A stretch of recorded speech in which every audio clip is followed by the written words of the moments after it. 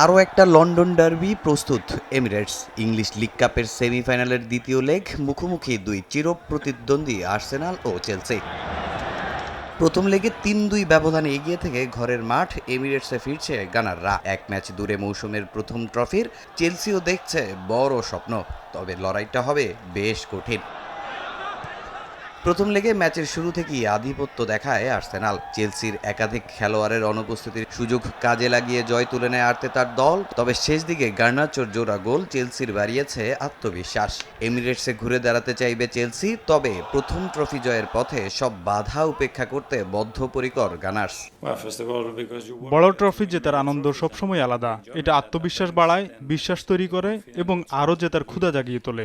আমরা বিশ্বাস করি দর্শকরা আমাদের পাশে থাকবেন এবং সমর্থন দেবেন। যত যাই হোক, এই ম্যাচ আমাদের জিততে হবে। ওয়েম্বলির টিকিট নিশ্চিত করতে হবে।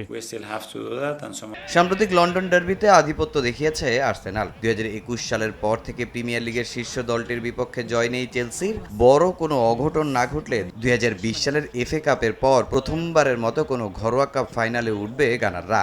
এ নিয়ে ২০২৫-২৬ মৌসুমে ৪টি শিরোপার লড়াইয়ে এখনও টিকে আছে আর্সেনাল। অন্যদিকে আত্মবিশ্বাসী চেলসি। ওয়েস্ট হ্যামকে ৩-২ গোলে হারিয়ে টানা ৫ ম্যাচে জয় পেয়েছে লিয়াম রোশনিয়ের দল। শিরোপার দৌড়ে না থাকলেও প্রিমিয়ার লিগের টপ 4-5-এর লড়াইয়ে তারা এখনও শক্ত অবস্থানে। তবে আর্সেনালের জন্য বড় ধাক্কা মিকেল মেরিনোর চোট। পায়ে অস্ত্রোপচারের কারণে আগামী কয়েক মাস মাঠের বাইরে থাকতে পারেন তিনি। বুকায়ো সাকা ম্যাচ শুরুর আগে হালকা চোটে পড়েছেন। তার খেলা নিয়ে আছে অনিশ্চয়তা। এমন পরিস্থিতিতে সাবেক ক্লাব চেলসির বিপক্ষে একাদশে থাকতে পারেন ননি মাদুয়েকে।